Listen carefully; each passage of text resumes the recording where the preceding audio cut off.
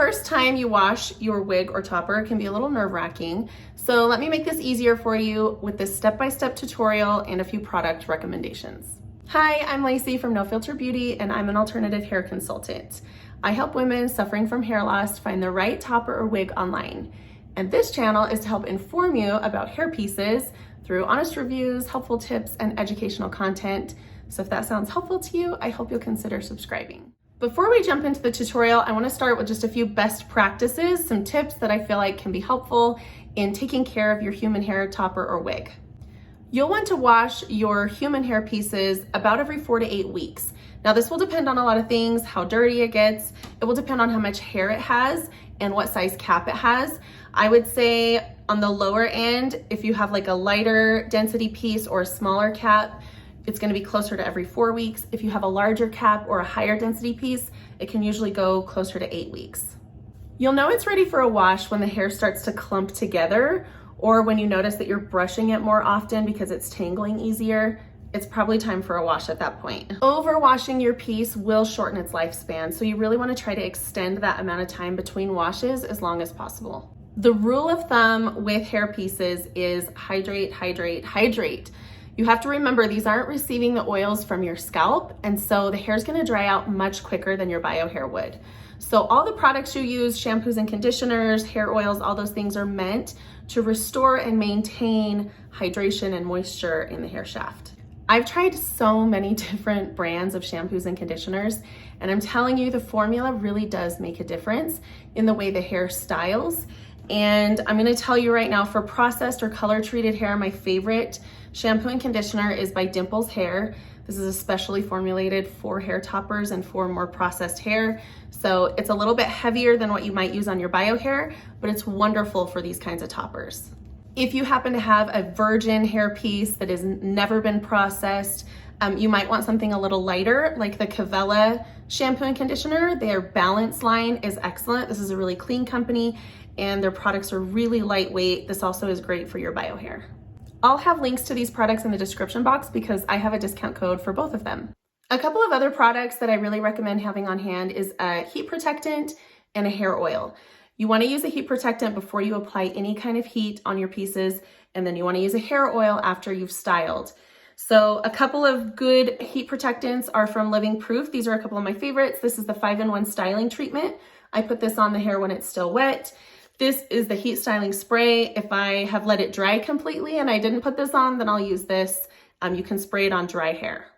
As for oils, you just want something that's very lightweight. I love the Rejuvenique by Monat and the Glossy Nectar by Oway. These are both great oils that I've used on toppers over the years. You want to make sure you're using those hair oils after every style and at least once a week in between washings and stylings to keep the hair moisturized.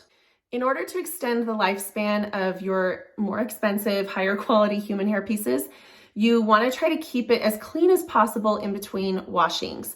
So when I'm going to be really dirty or be outside for quite a while, or I'm going to be sweating a lot, I try to use one of my toppers that's a little bit more affordable, or a synthetic piece or something like that, so that I don't feel like I have to baby it. And that way I don't have to wash my piece too often. Now, occasionally I will want to wear one of my high quality pieces and it will get dirty, and it's okay to wash it a few extra times. But on a day-to-day basis, I try to keep those as clean as possible. Which is why I also don't use a lot of other products in them. So I don't use a lot of hairspray. You can use those things, just know that you'll have to wash it more often. The very first thing you're going to want to do before you even start washing is to give it a good brush out. You want to start at the tips and work your way up to the roots. Make sure that it's all brushed out, there's no tangles. This is going to help it to wash a little easier without matting or tangling. Now it's time to wash. So you're going to want to hold the piece like this with your thumb on top of the part line and your hand underneath the cap. This is going to give you the best grip and keep it from getting kind of too messed up or tangled. You're going to want to run this under lukewarm water, get it completely wet, and then you'll take a little bit of shampoo in your hands, get a good lather, and then work it through all of the hair from root to tips. You want to work it into the cap, make sure you're getting it really clean. The suds will help get into all the nooks and crannies in between all the hairs and make sure that it's getting really clean. Then you're going to rinse it out completely, And then we're gonna move on to conditioning. You're gonna wanna get a little bit of conditioner, rub it through, work it through all the hair.